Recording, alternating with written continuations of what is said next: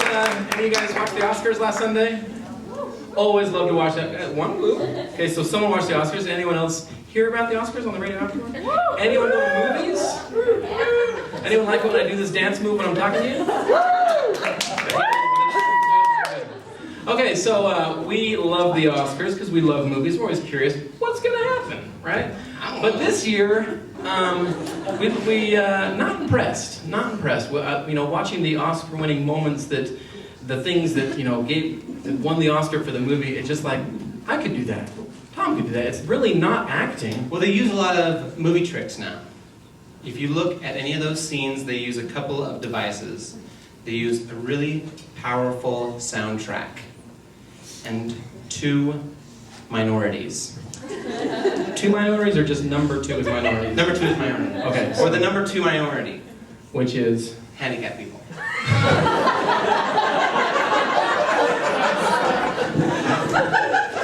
What's the number one minority? We don't want to say it. It might be in the crowd. I wasn't planned on. So what we want to do is prove to you how easy this is, and how, we think they're so great actors, but really not.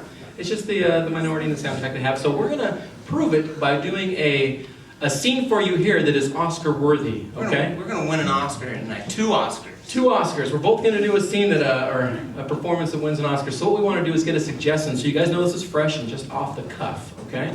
Could we get a dangerous occupation from anywhere? Firefighter. What was his first name? Lion tamer. Lion tamer. Firefighting lion tamer. Ooh. Yeah, that's really dangerous. Really? Trying to build this fire, lion, get off of me! Don't give it away. Dang it. Okay. And do we need any other suggestions beyond that? No, we're going to do a scene about a firefighting lion tamer. Good enough.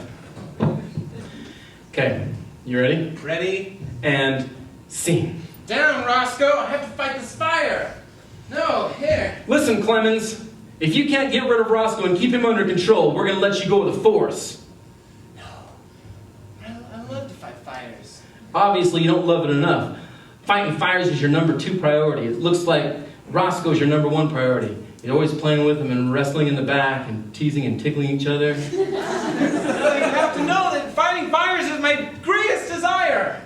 More than anything. More than anything in the whole world.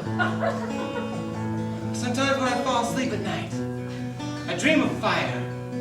Some people would be terrified of that, but I love it.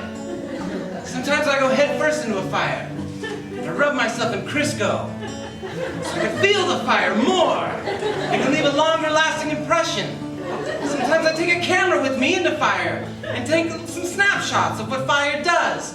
And I hang them up in my room so that I can put them together in a scrapbook later on and show them to my dad.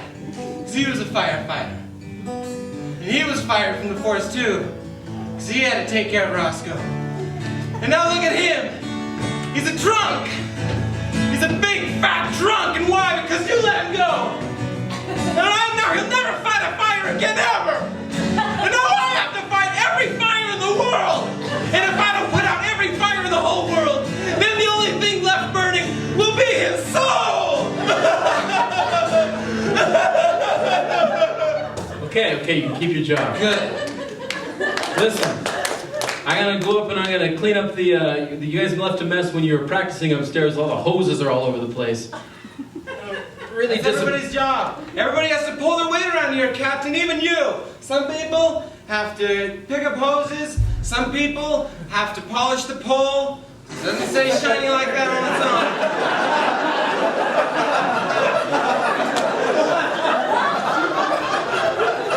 That's why we hired Gertrude. To polish our pole. She has to be, so you leave her to do her job, right? And you just do yours. I would, except for you guys won't pick up your own slack. That's what I'm talking about. I've been working at this station for 30 years now.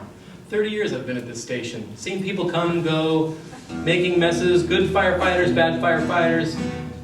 People like you, people like your dad who insisted on bringing animals. They don't understand how far I've come since I traveled here from India. And it's not easy for a gay Indian person to come to America. And I'm not talking about American Indian. Man, talk about a cush life the American Indian has. I'm talking about the rough life of an Indian. Dots, not feathers, man. And we don't even wear those. The women wear those. And as I walk down the street, everyone's like, "Where's your taxi? Where's your dot?" But we don't all have taxis. We don't all have dots. And I say it's the women that has those. And my two brothers are taxi drivers. Why do we all have to be taxi drivers? And he says, "Just get back in your taxi," and so I do. And I drive it back here to the station. It's just coincidental that I happen to have a taxi.